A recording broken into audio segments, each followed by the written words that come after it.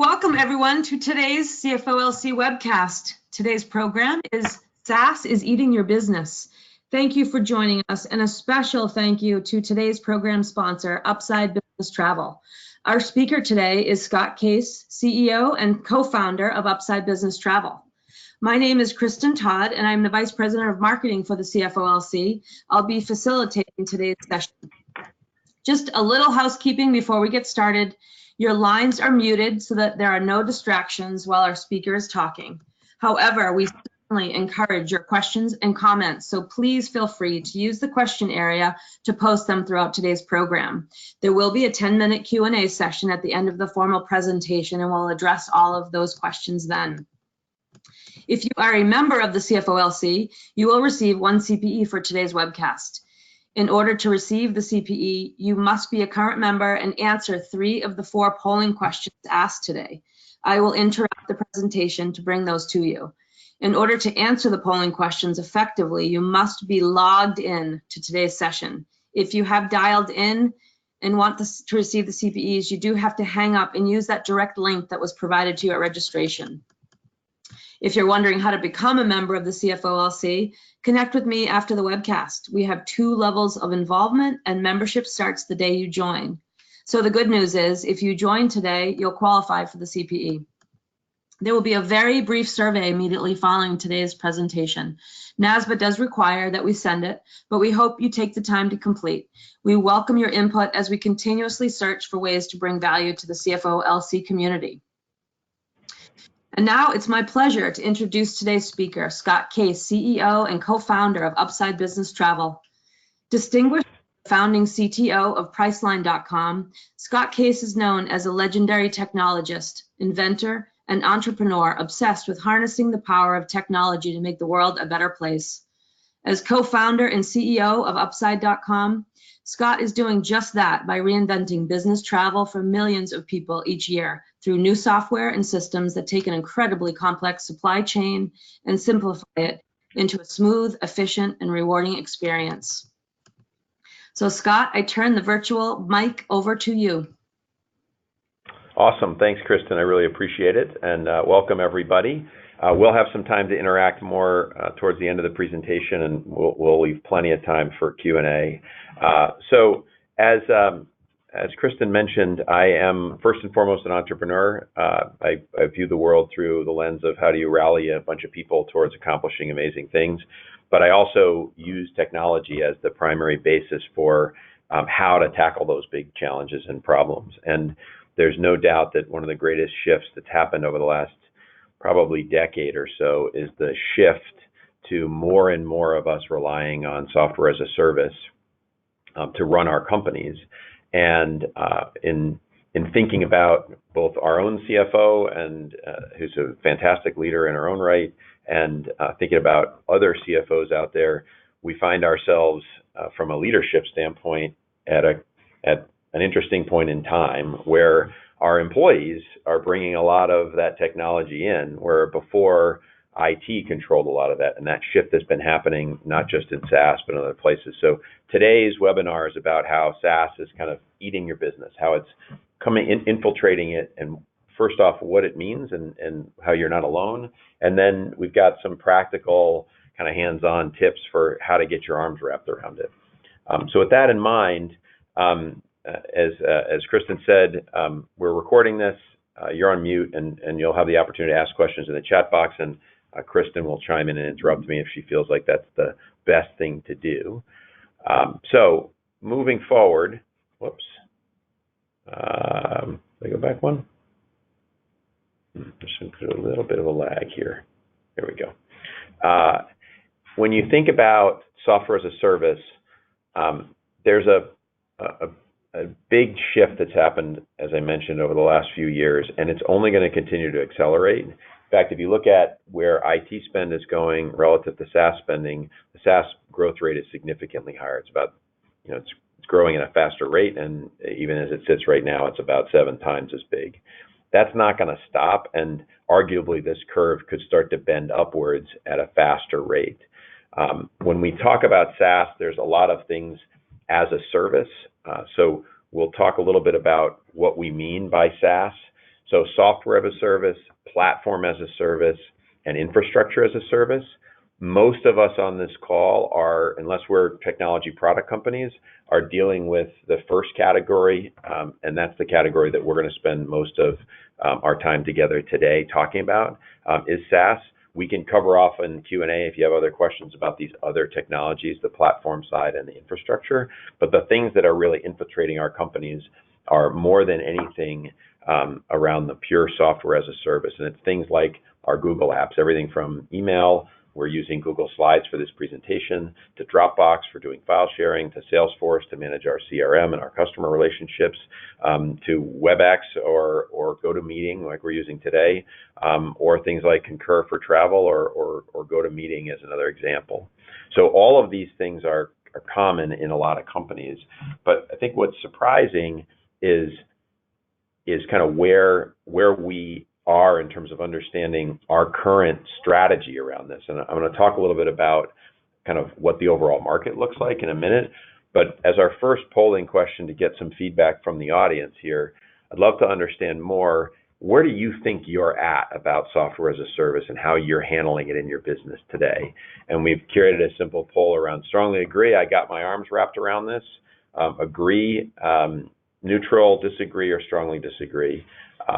And so Kristen will talk about how we go about doing that poll, but why don't we just take 20 seconds for folks to answer the question of, based on your company, do you feel like you have a strong handle on SaaS that you need to run your business?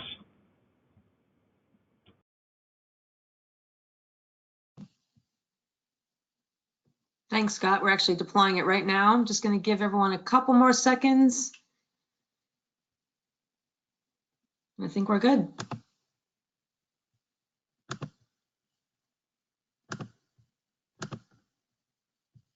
Okay, the results are on the screen. So it looks like a few of you, it looks like about 40% or so have a handle on things, and about 60% are either unknown at the neutral level or disagree or strongly disagree. Well, the good news is that for those of you who think you got a handle around it, you're probably right. But we're going to talk a little bit about what that means as we go. And I'm going to figure out how to take control of the screen back because I seem to have lost it. There we go. Okay. So when you look at software as a service, here are some facts, and I'll address this particularly to folks who said that they were on top of things. A couple of facts for you. One is the typical employee, I think from the registrations, most of the folks on the phone are in that kind of 0 to 50 range, but it doesn't really change much across company size. Figure you got 8 apps that every one of your employees is using every day, largely to do their jobs. The interesting part about it is that they're not the same 8 apps. When you look at the number of applications in there, you've got a lot of diversity across them. In fact, in the same bucket, those eight apps, you've got 40 different apps in your environment. And as the company gets larger in size, that number starts to balloon to a place where, in the case of a larger company, you could have, let's say you're at 100 employees, you have more than double the number of apps inside your company. Not only that, but when you look at the turnover rate, 40% of the apps that you're using today will be different in 2 years. And that's a big change. So unlike back in the day around IT spend where you said, oh, we're committed to a specific technology and you're going to have it in your organization for 5, 6, 7 years, that's not true anymore. And if you look at this rate, that means in 4 years, 5 years, you're going to see maybe a complete shift in the tools that your employees are using. And they're the ones that are bringing those technologies into your organization. They're the ones who are saying, hey, I know we've been using, I use Slack as an example. We've all been using Slack for a while, but now there's a new way for us to communicate together, or there's a new way for us to share documents.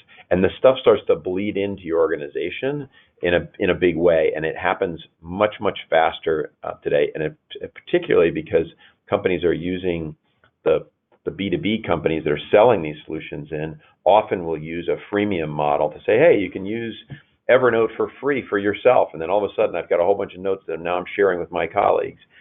Those behavior chains are designed to bring in those new technologies. So not only are the employees themselves finding them, but they're being marketed to as tools to bring into their enterprise. Scott, I do have a question I just wanted to lob to you because it's pretty timely. Yeah. Do you count Office 365 or Adobe Creative Suite as SaaS apps? And thank you, Karen. Absolutely. Okay. Yeah, absolutely. So Office 365 and Adobe, the Adobe Suite are delivered via the internet. So software as a service is anything that's cloud-based, usually things that are not necessarily installed on a local machine, although Office 365 and Adobe do deliver that way and they'll run locally on it. But at the end of the day, those are software technologies that are being delivered and deployed from the cloud to your employees without any IT intervention at all. It's sort of the way to think about it. And they're being updated on real time around that. And frankly, data is being shared between them. So anytime you share or save a document in the Adobe cloud environment, it's sitting in the cloud. And I'm going to come back to some of the challenges that poses. Any other questions, Kristen, before I continue? Not at this time. Excellent. So here's another piece of the puzzle. You have all these technologies that have been brought in, and you got dozens of different owners of the relationship to those technologies. And in 70% of the cases that blissfully surveyed, they have SaaS subscriptions that no longer have an owner. And I know here at Upside, we've brought in tools before. Somebody's been here for a couple of years. They leave. They were the primary relationship owner to those tools. Maybe we continue to use them. Maybe we stop using them, and somebody says, well, hang on a second. Are we actually using these tools and these technologies? And they're not without consequence. If you think about an individual, go back to those 10 or 8 apps that somebody's using, and they're spending, $700 a month on those. That's a big expense.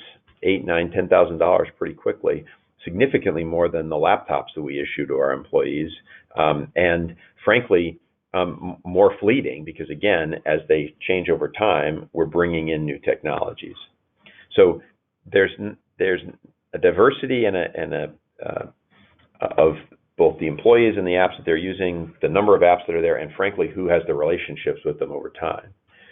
And finally, about 30% of the software that we're using today is going to shift from kind of cloud first to cloud only. An example of that is your Office 365. We're going to see more and more of the software that we even currently use. And I'll give you just a small example of this. You saw that in the latest update from Apple, they are allowing the iPad applications that currently run only on an iPad to start to run on the laptop. Microsoft has done a similar thing with their Surface and their other devices, and saying, look, this is all going to merge into one thing. So you're not even able to see the difference between these tools anymore, and yet the real basis for this is often a billing relationship. Going back to that, you're getting charged every month for these types of services, whereas before you bought a license and it covered you for a year or 2 years.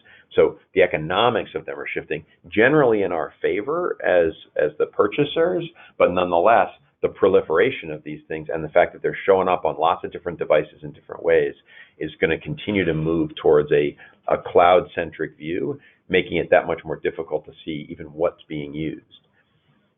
And then if that wasn't enough to get ourselves all worked up in terms of whether we really understand what's going on or not, CIOs are already looking at it, and they tend to be more responsible for those platform and infrastructure as a service basis, but they're looking at increasing their spend on those cloud-based services to almost doubling over the next 3 years. So if it wasn't enough that your employees are bringing it in, some of your leadership partners are bringing those things into the mix at the same time. And so that's going to create more and more pressure inside the organization to understand what this is all about. And if it wasn't enough that your partners in the C-suite aren't driving this, in addition to your employees driving this, the expectations of these SaaS products and of every company really on earth to protect all that data has gone up dramatically in the last few years, whether it's Sarbanes-Oxley coming out with their GDPR, changes in California that are coming. The expectations of our customers and where their data lives, particularly personally identifying information, PII, where that lives is really complicated. So I'll give an example. You use Slack. You have a customer service person in your organization who has a challenge that somebody in your operations needs to take a look at. They send a Slack over to somebody that has the person's first name, last name, hey, the phone number if you want to ask them questions, maybe their email address. That's all sitting inside Slack in the cloud. You've now lost a handle on that data, right? Who owns it? Is Slack's GDPR up to speed? You have an obligation to commit to that to your customers. By the way, your employees are expecting that data to be protected. So even their data that's moving around in your HR solution, where does that live and who has responsibility for it? All of that requires you at a minimum to understand where is all that data. And then you have to know what SaaS solutions are being used because somebody else brings in some new technology, Quip, or they bring in an Evernote or some other tool, or even tools that they have on their desk, like Apple just released a new notes capability. Suddenly they're using that and they're using their personal iCloud account to store spreadsheets that have your customer data on them. Where did that all go? Right? That's the key here, is that it's not just enough to know what the SaaS products are that you have and to understand what their costs are, but they're storing data and information that you've got to have a handle on. So with that in mind, we wanted to ask our second polling question here, which is really about privacy and PII, and to get a sense from the group on where are you at in dealing with this information. So the polling question that's about to be prompted to you is, this privacy thing absolutely terrifies me. So yeah, strongly agree, neutral, or disagree, or strongly disagree. And I'll give you all 15 or 20 seconds to answer that question.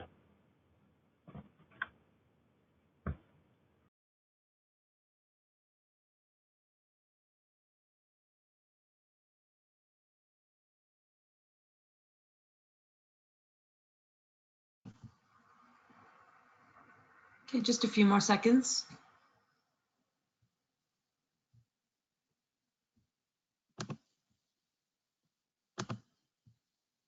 All right, there you go, Scott. That's the results.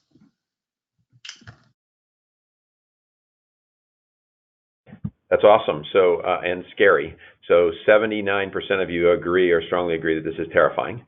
Welcome to the club.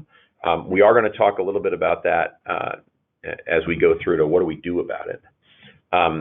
So you've got a proliferation of this technology being brought into your company. You've got to figure out how to deal with really the privacy and control implications. Really, it's a data problem more than anything else. And we're at a place now where, as leaders, like, okay,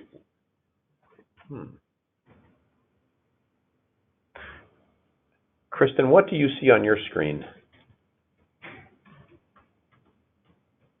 Do you still see the polling result? My bad. Okay. Sorry about that. No problem. No problem. Good. I was about to move on, but I didn't lose any momentum, so that's good. So what do you got to do about this? There's really three things to take away from this, and if I would suggest, if you take only one thing away from this, it's around getting the visibility on this. And if you've got 50 of these tools, the question is, okay, well, do I have to, where do I start, right? And so when we think about this from as a company ourselves, we focus on kind of two axes here. One is employee productivity. So what are the things that give us the biggest bang for the buck and leverage for our employees? And then what has the biggest impact on our business outcomes?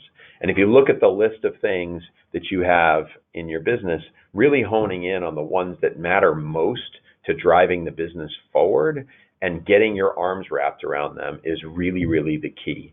And the reason that we look at these two dimensions is, from a business outcome standpoint, it's very important that we drive our business objectives, and that we use tools and technology to advance that. That might be acquiring customers, that might be servicing those customers, that might be building on our ability to sell more to the existing customers that we have. But there's another piece to this, which is most of the businesses on this call are heavily dependent on human beings to accomplish their goals. Probably the biggest single expense for anybody here is payroll, then healthcare costs, and then probably travel, which I'll talk a little bit in a minute.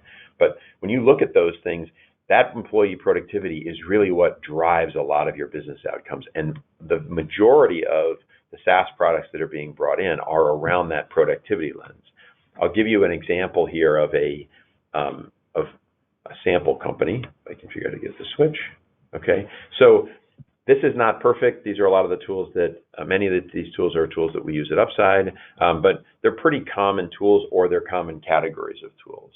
So the things to focus on in the upper right-hand quadrant here are things like Salesforce. Hey, that's managing your pipelines. That's dealing with your customer service. Maybe that's dealing with your marketing. Your Google Suite, if that's what you use, or Office 365. What are the tools that you need to share documents and to manage and run your business? Tools like HubSpot, if you're doing marketing and outreach, that might be a critical tool to advancing your company's objective, and using a tool like that keeps your employees cranking out the content that they need.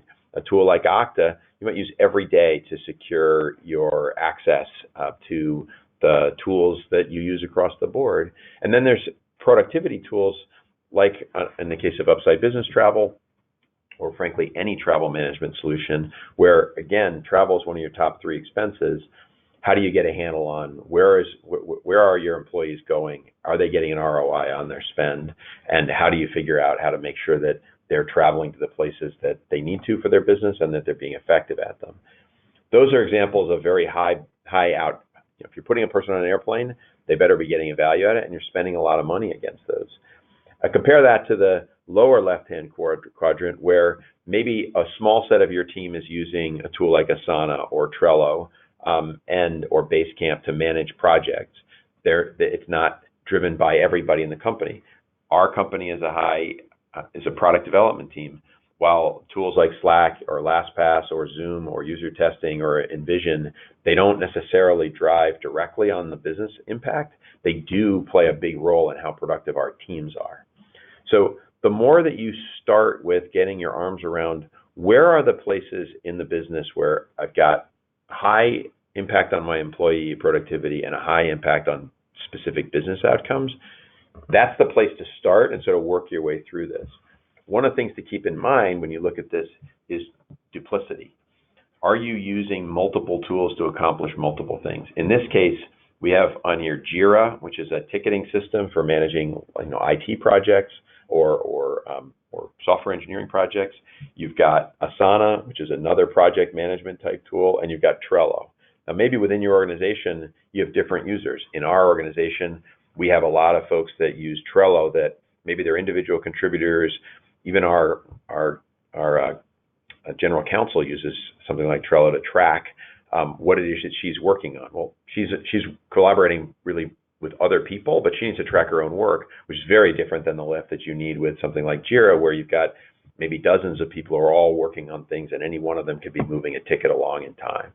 So just taking a look at where things might be duplicative and where you could, I guess, simplify your world and concentrate. But don't be surprised if you've got user groups in here in that diversity where they might only use 8 or 9 things, but there's 40 of them in your company. How come you can't just reduce it down to 8? Well, you've got special solutions for people. Just being clear about what those are and understanding the value of them so that they're justified within your organization, which is totally fine, but you got to have a handle. So where do you start? Start in that upper right-hand quadrant. The next thing is, all right, how do I get a handle on that from everybody? You really need to basically work with the rest of your team to collaborate to get visibility on it. If we look at that diversity of the connective tissue, on the left, you got 20 employees. On the right, you've got all the applications that they use. How do you look at those high density ones at the top of that graph? And how do you make sure that you understand if there's only 1 or 2 employees that are using the bottom of that graph, that distribution, how do you make sure that you really understand why it is that they're using those tools And as we'll come back to when we talk about the security piece of this, how do you make sure that they understand the implications? So make sure that you've got real ownership around, understand what they are, what's the ownership that you have against them, is it mapped to the right departments, is it a single expense system that says, look, everything that we buy or any kind of technology, even if it's free, we've got to run it through the finance team or run it through our legal team to make sure that we have that visibility. Establishing clear guidelines to folks. So what does it mean to bring a technology in? Maybe your company wants to be lean and agile and fast, and you want people to bring the tools that they need to the table. That's great, but they ought to be aware of, hey, look, when you think about what you're storing in there, assume that PII is critical. Make sure you're not storing PII in there if that's your policy. Hey, if you start to have to pay for it, it goes to the central billing system. We're only going to bring this in if there's N number, if there's at least 5 people in the company that find it valuable, so you've got to go and get others to play. Whatever your rules and guidelines are, but you've got to establish them clearly, because otherwise they'll just make them up, and then you'll end up in a situation where you've got even further tools that have leaked into your business. And then finally, doing a quick survey can be super fast and super valuable, including things like simple things like, hey, here's all the tools that we have today. Do you still use them? Could be simple checkboxes. Are you using tools in your daily life that aren't on this list? And that can be driven at the department level within your teams. That could be across your whole company as a basis. Doing that on a quarterly basis will keep up with it, because again, that turnover rate is going to catch you. If you break it down, that means probably once a quarter you've got 1 or 2 tools that have left and 1 or 2 that have sort of entered into your environment, and you want to have that visibility as quickly as you can. So the first step is focus on your high priority ones. Next is try to get visibility with your teams as quickly as you can to understand this, and set the expectation, especially within your leadership of your organization, that this is important for us to get a handle on. And that, again, it's not just about the proliferation of the tools, it's not just about their expense, it's also about the data integrity and the data and information that you've signed up for with your customers and your employees about knowing where that stuff is. So really is a first-class issue to be tackled. And then finally, if I get my clicker to go, when you start to look at digging into companies of the size that for everybody that's on this call, you've got to look at those same mappings, and you've got to make sure that you've figured out how to reduce the number of the sort of the complexity of things. And with that in mind, you really want to focus on the things that are up and to the right. How do you make sure that the challenges that your employees have for basically the problems they're solving to drive their productivity is really having the business impact that you want? Can you consolidate? Can you reduce, et cetera? And then finally, you've really got to deal with the risk, right? So the big shift from impact on the business outcomes is not just the forward-looking opportunities that we all see, especially as leaders. It's also, we've got this new risk profile we've got to tackle, and we've got to be realistic about the fact that there are real risks that these tools bring to the table. And so the same kind of overlay here of when you think about impact, it's not just the positive impact up and to the right, it's really anything that could be critically negative to what you're doing. Again, things like, where is all my sales information being stored? I see a lot of companies where they've got Salesforce in place, but instead of leveraging Salesforce kind of exclusively, there's giant Google Sheets that have lists of customers in them. There's static Excel spreadsheets with lists of customers in them. There's presentations that pull in data and or dashboards that pull in data and leak out PII that sit in completely separate systems within the business intelligence or business analytics groups. Understanding where those are and starting to recognize and socialize with the team that it's not enough that you know what these platforms are, it's you got to know what's inside them, because there's risk lurking around in all of it. So that sort of brings me to to kind of a review from this standpoint, and then we'll ask our next polling class question. So the challenges here are, how do you get visibility? You've got decentralized ownership across this. If your company works fast, that's probably okay, but you need to make sure that there's clarity of who those owners are, and you've got to deal with PII. On the other side, you can get your handle around this, surveying your team, figuring out how to have a clear guidelines and a formal process, even if it's lightweight, is really important. And then focus on the things that are the big honking leverage points for your business, both for the opportunity side of growing your business and getting leverage, and on the risk side of things. And I mentioned earlier some of the shifts that are happening. More and more of our businesses are being run by this, but you really can play offense in saying strategically, where are the areas, frankly, that we're not leveraging software as a service that could improve the performance of our business. A big shift that's happened, 10 years ago, if you were doing payroll by hand, you started to move towards some kind of an automated payroll service. 5 years ago, if you didn't have a big expense system, you were moving to things like Expensify.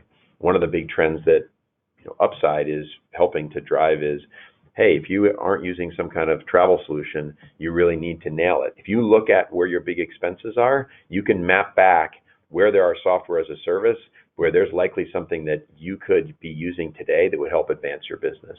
And travel is probably the next big frontier for that. So that said, our last formal poll in the presentation, and then we'll open up for Q&A, and then we have one more poll at the end about for you to take, is whether you want to learn more about playing offense or not. Is getting your arms wrapped around a SaaS and a priority for you and your business? And if so, what else do you want to learn more about? Because there are other resources. We only have a short period of time to present today. There are additional resources we can share with you that would help. So I'm going to turn it back to Kristen to take the third of our 4 polls. Wonderful. Thanks, Scott. Just going to give everyone a couple more seconds.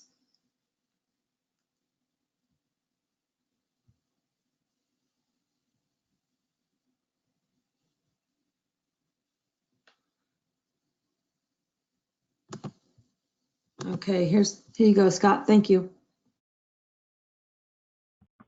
Awesome. All right, that's great. So it looks like about 66, 2/3 of the folks are interested in hearing more, and the rest are mostly neutral.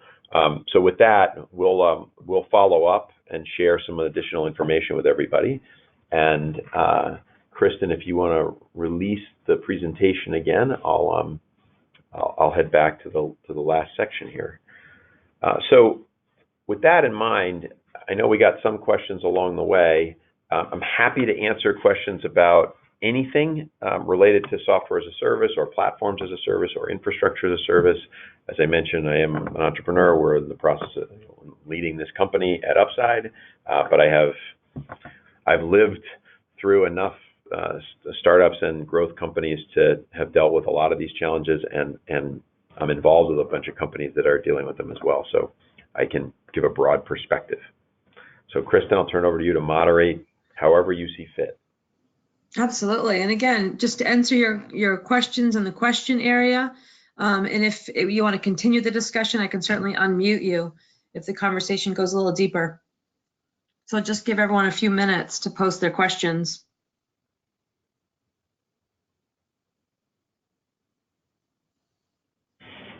Scott, while we're waiting, best way to get in touch with you? I know your contact information is on the screen here. Do you have a preference?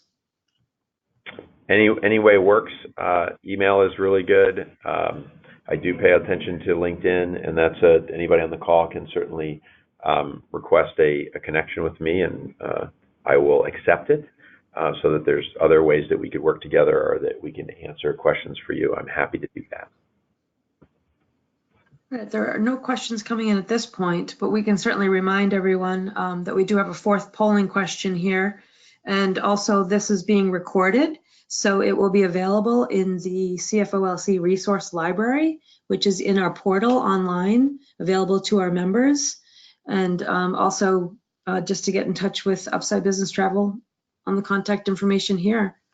I can actually deploy the last polling question if that's okay, Scott. Absolutely, it makes sense. If no one has any questions, or if people want to ask a question but they'd rather ask it via audio, you could post that in the question channel too, and we can come back to it.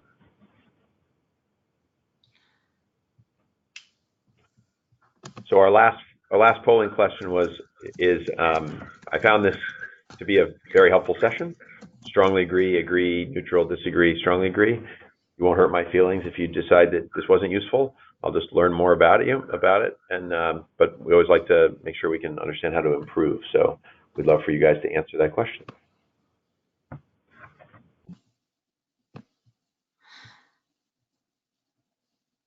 I've got a question, Scott. Can you answer the question while we're taking the poll?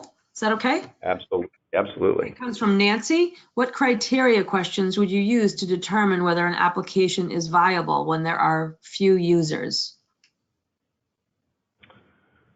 So if there's only a few users on it, the best thing to do is to do a bit of an in-depth interview with them. And depending on how your company is distributed, that could be pick up the phone and get a conference call going, or that could be get everybody in a room if it's all co-located in one place.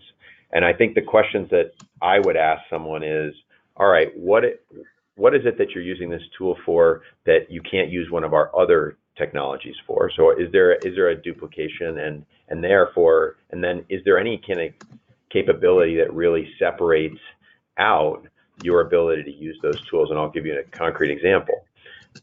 We use the Google Suite to drive everything. So we use it for our slide presentations. We use it for our documents when we're doing long form written documents, narratives. We use we use Google Docs. We use Sheets for our spreadsheets.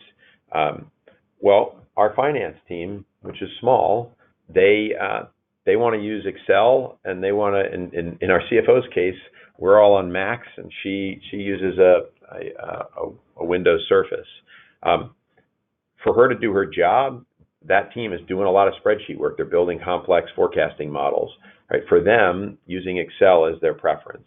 So they have a real business use case for it, for how they do the things that they need to do, and so in that case, it's clear that those 3 or 4 people using Excel really matters. So first is there a duplicate solution? And if there is, are there real good reasons for why you do it? Google Sheets cannot handle the complexity of the kinds of models that our forecasting team uses, would be an example.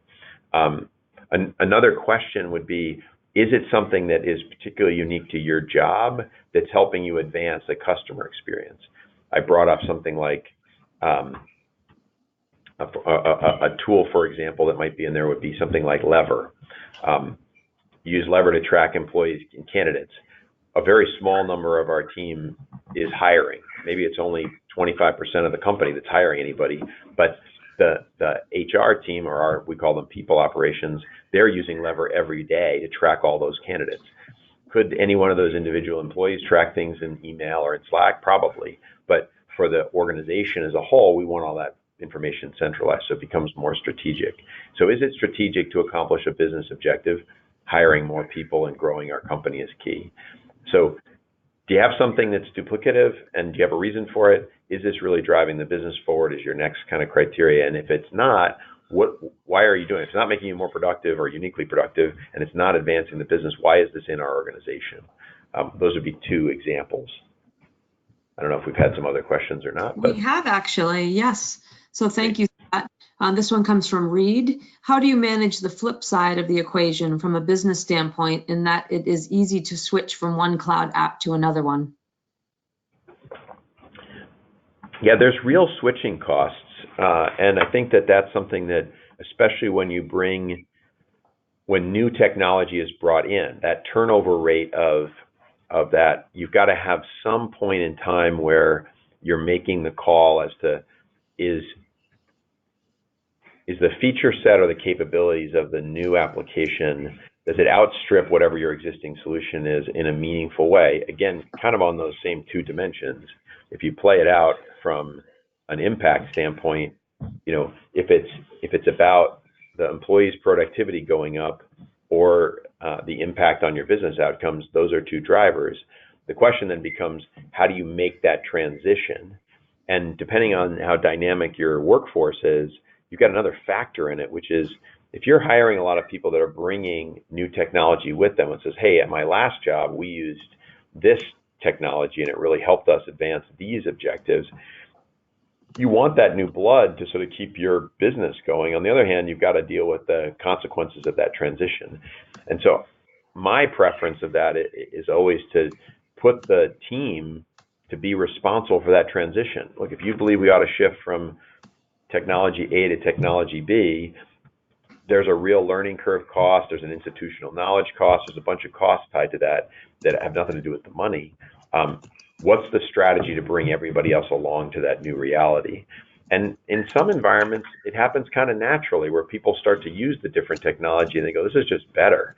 And now your whole employee moves there. The trick is, and that was why quarterly surveys are so good, if you start to see it creeping in, how do you make sure that you not put a stop to it, but you sort of put a point in time where you basically start to ask those questions. And if you can do it on a cadence like quarterly, it gives you some visibility over it to be able to tackle it from there. Looks like we had a couple of more questions. I'll let you keep going. We do, actually. This one comes from Carol. Hello, Carol. Being with a tiny company, I'm not familiar with most of the solutions being used that were named in your slides. Would you please provide a sentence explaining each one? Is that possible? I will do my best. So Salesforce is a customer relationship management tool you probably have heard of. They actually, probably the most well-known brand for software as a service, the no software, don't be installing stuff. Google Suite is Google's business services. They offer a suite of services, email, slides, sheets, docs, and other tools that can help you manage the communications and running of your business. HubSpot is an email communications tool for doing bulk emails. Okta is similar to LastPass. They're both authentication tools, so they're a place to store not only your passwords personally, but your ability to store shared passwords. In fact, that's probably a big one that overlays all of these things. Let's say that you've got an executive assistant who, in addition to whatever his or her day job is to add new employees, to add email addresses to new employees. They probably need to be an administrator on that account. Do you really want them to be the administrator, or do you want to have an administrator account that multiple people have the credentials for to administer it? Those are choices that you need to make and how you manage them, because if that person leaves the company, right, now you've lost the administrator to that account. And if that person is the only one who's administering it, now what do you do? Right? So tools like LastPass and Okta give you some control over the credentials, the username and password for a lot of the tools that we're talking about here. Slack is a communications tool for doing mostly chat among your teams. It's a group communications tool, mostly real time, so it allows people to collaborate together. Zoom is yet another conferencing solution like GoToMeeting or WebEx. Usertesting.com is a tool if you're in the product game, as is InVision, that allows you to show show user interfaces or even your own website to a bunch of users to get feedback on whether they understand what you've communicated to them or not. And InVision lets you mock up those kinds of solutions. Jira is a solution for tracking IT projects at the project level. It allows you to create individual units of work for engineers to work on. GitHub is a code base. It's for storing software, the actual software files that help to run your software if you're a software development company like Upside is. Asana and Trello, as I mentioned, is similar to Jira. They're project management. Basecamp is a combination of project management and documentation tool. If you've ever heard of Confluence or Atlassian, it's another example of that. Typeform is a tool for capturing really simple forms where anybody in your company can put something up on your website to capture employee, let's say, registration to an event that you're hosting, et cetera. Lever, I mentioned earlier, it's about tracking basically your pipeline of employee prospects or candidates. Stella Connect is a tool for getting feedback from your customers. So think of it as a way of getting your customer satisfaction score, or if you do net promoter score, how to capture that. Expensify is about capturing your expenses. Better Cloud is actually a tool for managing all this stuff. So all these different SaaS solutions, how do you get your arms wrapped around it? For those of you who have a lot of SaaS, Better Cloud, and there's a few competitors there, is worth looking at. And then finally, I'll leave Upside Business Travel to the end, which is the company that we run. It is, in many ways, a software as a service solution to getting your arms around the travel that your employees take. Most of us have employees that need to travel in order to accomplish a business objective, get a new account, keep a new customer happy, deliver our product or service to them. And so Upside has a very simple proposition. We let you put everything in one place so that your employees who travel can book their flights, hotels, rental cars all in one system. We give you, as a leader in the business, visibility over that. We don't charge any fees at all. We don't require you to sign a contract. And in fact, we'll give you 3% cash back on your travel spend if you concentrate your travel spend with Upside versus having it be kind of all over your business. It also concentrates all the expense to being in one place so that you can not only forecast what it is, you can see what those expenses are before they've been expensed by the employee. So it gives you some visibility that you otherwise wouldn't have. And ultimately, the reason we kind of think of it in the SaaS world is you're not installing anything. It's all web-based, and your employees can use it on their mobile devices. They can use it from home. They can use it anywhere they need to, including when they're traveling, to both book, manage, make change, et cetera, to their travel. So those are examples of the different sort of software as a service platforms. There are also some tools out there which, if we do this again, we'll include. There's G2, which is a ratings and review site that often covers a lot of SaaS tools. And there's a great place to go to sort of understand what are other people saying about the tools that are in these categories. So Scott, actually, there was a question, but I think you might have answered most of it. It comes from Rosalind Lorette. Hello, Rosalind. Is there a way to compare similar type SaaS platforms so that one could identify the best option for your particular company? So I think you basically covered that.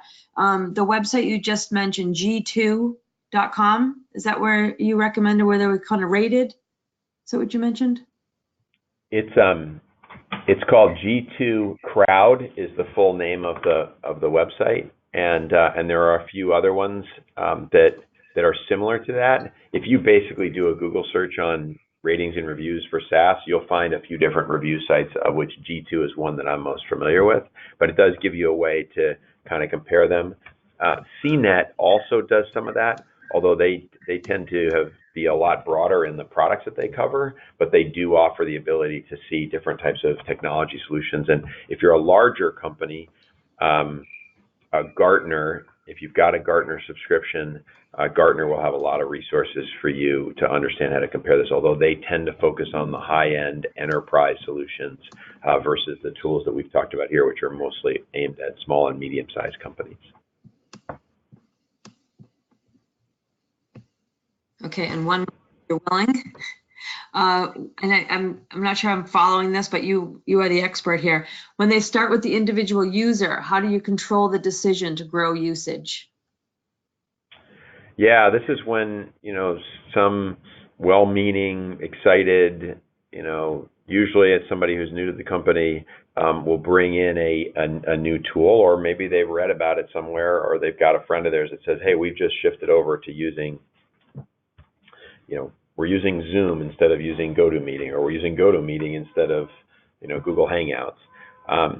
The core question comes back to the answer comes back to an earlier question that was, given an existing tool, what is it about the existing solution that isn't working for you? Why do we need to bring in this new capability? And part of putting your guidelines in is understanding, well, how much impact are we going to get out of this, or how much increased productivity, and how do you measure it? Some of it could be purely employee satisfaction. When you're looking and listening to the grumbling, and I'll give you an example here. We use a set of tools for managing our our documentation. It's by a company called Atlassian, and it's called Confluence. It's got a lot of great features and is very useful. It's got a lot of stuff that drives people, including me, bonkers at times. On the other hand, when you go to looking at switching to something else, you got to bring everybody along to using it, because collaboration tools like that really only work when there's a large group of people and when it's the dominant thing that your teams are using.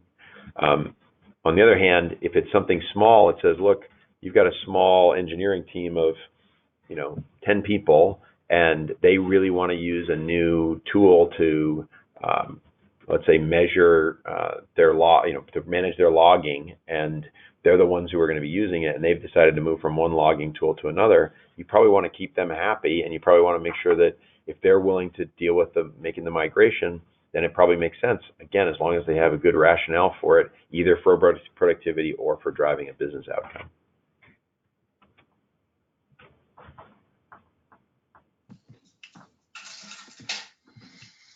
All right, thank you, Scott. I think we covered all the questions.